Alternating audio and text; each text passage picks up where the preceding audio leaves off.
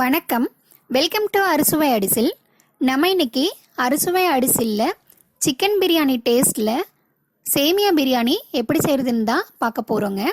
இது செய்கிறதுக்காக நம்ம முதல்ல சேமியா வறுத்துக்கலாங்க. 1 டீஸ்பூன் அளவுக்கு வெண்ணெய் இல்லைன்னா நெய் எடுத்து 1 கப் அளவுக்கு சேமியா எடுத்து நல்லா வறுத்துக்கோங்க. ஏற்கனவே வறுத்த சேமியா இருந்தால் கூட நெய்யில் கொஞ்சம் வறுத்து எடுத்துக்கோங்க, அது ரொம்ப நல்லாயிருக்கும். ஒரு 2 நிமிஷம் வறுத்தா போதுங்க. அவ்வளோதான், வறுத்தாச்சு. இப்போ இது நம்ம தனியாக வெளியில் எடுத்து வச்சிடலாம். அடுத்து 1 டேபிள் ஸ்பூன் அளவுக்கு நெய் இல்லைன்னா வெண்ணெய் எடுத்துக்கோங்க. இது எது இல்லைனாலும் எண்ணெய் கூட எடுத்துக்கோங்க. அதில் வதக்கிறதுக்காக ஒரு பட்டையும் 4 கிராம்பு 3 ஏலக்காய் போட்டு 1/2 டீஸ்பூன் சோம்பும் 1 பிரியாணி இலையும் போட்டு வதக்கிக்கலாங்க. இது கூடவே 10 முந்திரி பருப்பும் போட்டு வதக்கிக்கலாம். இந்த சமயத்திலேயே நான் 2 பச்சை மிளகாய் இந்த மாதிரி பொடியாக நறுக்கி போட்டுக்கிறேன். கூடவே 1 டேபிள் ஸ்பூன் அளவுக்கு இஞ்சி பூண்டு விழுதும் சேர்த்து நல்லா வதக்கி விட்டுக்கலாங்க. இஞ்சி பூண்டோட பச்சை வாசம் போகிற அளவுக்கு வதக்கிக்கோங்க. இப்போது ஒரு பெரிய வெங்காயம் எடுத்து நான் இந்த மாதிரி நீளவாக்கில் கட் பண்ணி வச்சுருக்கேங்க. நான் அதையும் சேர்த்து இதோடையே வதக்கி விட்றேன். வெங்காயம் கொஞ்சம் சாஃப்டாக வதங்கினதுக்கு அப்புறம் இது கூட நம்ம தக்காளி சேர்த்திக்கலாங்க. நான் ஒரு தக்காளி எடுத்து சின்ன சின்னதாக நறுக்கி வச்சுருக்கேன், அதையும் நான் சேர்த்திக்கிறேன்.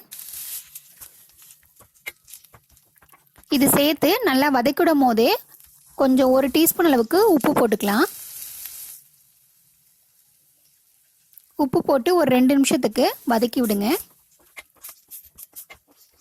தக்காளியும் வெங்காயமும் கொஞ்சம் சாஃப்டாக ஆகிற அளவுக்கு வதங்கட்டுங்க.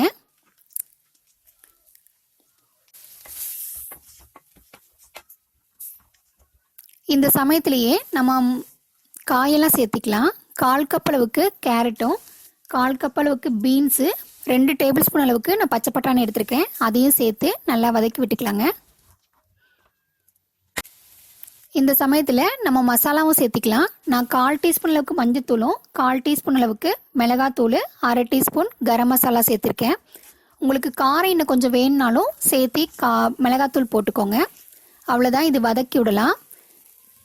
காயெல்லாம் வதங்கினதுக்கு அப்புறம் ஒரு அரைவாசி தாங்க காய் வதங்கியிருக்கோம். அந்த சமயத்தில் நம்ம தண்ணி சேர்த்திக்கலாம். நான் 1.25 கப்பு தண்ணி எடுத்திருக்கேன். 1 கப்பு சேமியாவுக்கு 1.25 கப் தண்ணி கரெக்டாக இருக்குங்க. இப்போ உப்பு டேஸ்ட் பண்ணி பார்த்துட்டு உங்களுக்கு தேவைன்னா உப்பு சேர்த்திக்கோங்க. சேர்த்துட்டு நல்லா கலந்து விடுங்க. இது கொதி வர அளவுக்கு வெயிட் பண்ணணும். பாருங்கள், நல்லா கொதிச்சு வந்துருச்சு. இந்த சமயத்தில் நம்ம வறுத்து வச்சிருக்கிற சேமியாவையும் சேர்த்து நல்லா கலந்து விட்டுக்கலாங்க. இப்போ நம்ம இது மூடி போட்டு வேக வைக்கணும். இது வேகட்டுங்க. 7 நிமிஷத்துக்கு 7 to 8 நிமிஷம் வேகணும். நடுவில் அப்பப்போ மூடி ஓப்பன் பண்ணி ஒரு தடவை இந்த மாதிரி கிளறி விட்டுக்கோங்க.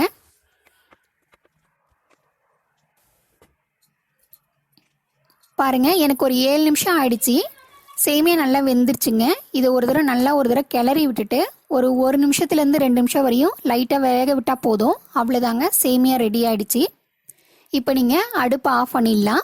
இதுக்கு மேலே கொத்தமல்லி தழை தூவி கூட பரிமாறலாம். அவ்வளோதாங்க, நம்மளோட சேமியா பிரியாணி ரெடி ஆயிடுச்சு. இதை நீங்களும் உங்கள் வீட்டில் செஞ்சு பாருங்கள். இந்த வீடியோ உங்களுக்கு பிடிச்சிருந்தா லைக் பண்ணுங்கள், ஷேர் பண்ணுங்கள். இதுவரை சப்ஸ்கிரைப் பண்ணாமல் இருந்தீங்கன்னா சப்ஸ்கிரைப் பண்ணிக்கோங்க. தேங்க்யூ.